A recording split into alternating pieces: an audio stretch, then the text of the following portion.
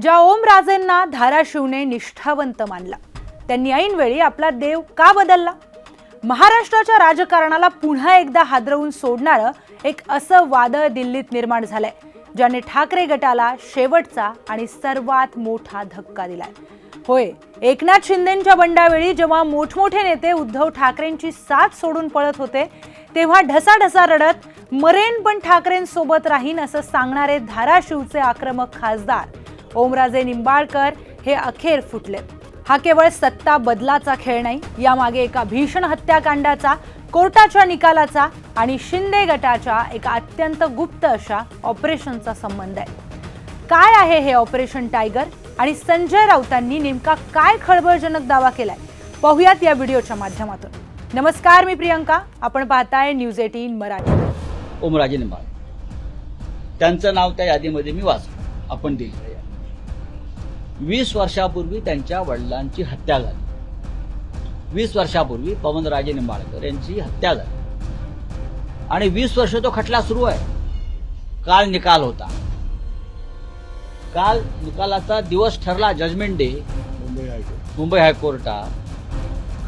आता आमच्यापर्यंत अशी माहिती आली की पवनराजे निंबाळकरांवरती दबाव असा आहे, आपलं ओमराजेवरती, तुमच्या बाजूने निकाल हवा असेल तर आमच्या गटामध्ये सांगा. सगळ्यात आधी आपण हे समजून घेऊयात की ओमराजे निंबाळकर हे ठाकरे गटासाठी किती महत्त्वाचे होते.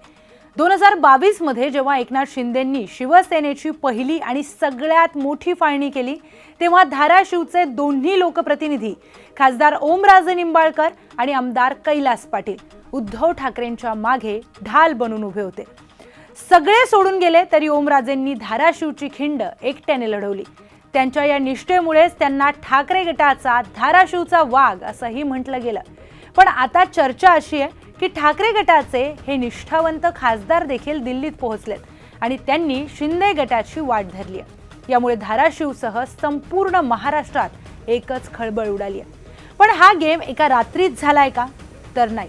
सूत्रांकडून मिळालेल्या अत्यंत विश्वासार्ह माहितीनुसार शिंदे गटाने ठाकरे गटाच्या उरलेल्या खासदारांना आपल्याकडे खेचण्यासाठी एक अत्यंत गुप्त मोहीम आखली होती, ज्याला नाव देण्यात आलं ऑपरेशन टायगर.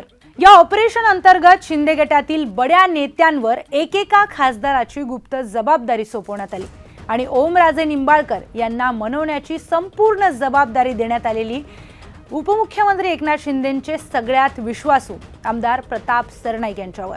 प्रताप सरनाईकांनी पडद्यामागे अशी काही फिल्डिंग लावली आणि अशी काही मध्यस्थी केली की अखेर ओमराजे निंबाळकर दिल्लीमध्ये दाखल झाले आणि ऑपरेशन टायगर यशस्वी झाल्याचं बोललं जाऊ लागलं. आता येतो या संपूर्ण प्रकरणातील सगळ्यात मोठा आणि खळबळजनक ट्विस्ट. ओमराजेंनी ठाकरेंची साथ का सोडली, यावर शिवसेना ठाकरे गटाचे खासदार संजय राऊत यांनी थेट दिल्लीतून एक अत्यंत गंभीर आणि संतापजनक आरोप केलाय. राऊतांचा दावा काय आहे? राऊत म्हणतात, ओमराजे निंबाळकर यांच्यावर प्रचंड दबाव आणला गेला. त्यांना काय आमिष दाखवलं गेलं तर आमच्या सोबत या, तुमच्या वडिलांच्या मर्डर केसच्या निकालात आम्ही तुमची बाजू घेऊ, तुम्हाला न्याय मिळवून देऊ. होय, हेच ते हाय प्रोफाईल पवनराजे निंबाळकर हत्याकांड आहे, ज्याने 2006 मध्ये महाराष्ट्राचं राजकारण ढवळून निघालं. 3 जून 2006 रोजी कळंबोलीजवळ पवनराजे निंबाळकर यांची गोळ्या झाडून हत्या करण्यात आली होती. या प्रकरणात राष्ट्रवादीचे माजी नेते पदमसिंह पाटील हे मुख्य आरोपी आहेत. अनेक वर्षांपासून ओमराजे आपल्या वडिलांच्या म्हणजेच पवनराजेंच्या न्यायासाठी कोर्टात लढतायत. आता या केसचा निकाल अगदी तोंडावर आलाय आणि नेमका याच गोष्टींचा फायदा घेऊन निकालावर प्रभाव टाकण्याचा किंवा मदत करण्याचा दबाव ओमराजेंवर टाकण्यात आलाय, असा थेट आणि खळबळजनक आरोप संजय राऊतांनी केला. विचार करा, ज्या वडिलांच्या न्यायासाठी ओमराजे गेली 20 वर्ष रक्ताचं पाणी करतायत, त्याच वडिलांच्या केसचा निकाल समोर ठेवून जर राजकारण होत असेल तर ही महाराष्ट्राच्या इतिहासातली सगळ्यात मोठी धक्कादायक घटना मानली जाईल. संजय राऊतांच्या या आरोपामुळे आता 2 मोठे प्रश्न निर्माण झालेत. पहिला, ओमराजेंनी खरोखरच वडिलांच्या न्यायासाठी आणि कोर्टाच्या निकालाच्या दबावाखाली येऊन ठाकरेंना सोडलं का? आणि दुसरा प्रश्न, ऑपरेशन टायगर समोर ठाकरे गटाची रणनीती पूर्णपणे अपयशी ठरली आहे का? या घडामोडींमुळे केवळ धाराशिवचं नाही तर महाराष्ट्राचं राजकारण पुन्हा एकदा एका अशा वळणावर येऊन ठेपलंय जिथून पुढे आणखी अनेक मोठे स्फोट होणार हे नक्की. मित्रांनो, ओमराजे निंबाळकर हे बंड आणि संजय राऊतांनी लावलेला हा थेट वडिलांच्या खुनाचा आणि कोर्टाच्या निकालाचा आरोप, यावर तुम्हाला काय वाटतं? ओमराजेंचा हा निर्णय योग्य आहे की सत्तेपुढची हतबलता आहे? तुमच्या प्रतिक्रिया, तुमच्या भावना, तुमची मतं आम्हाला कमेंट बॉक्समध्ये नक्की कळवा.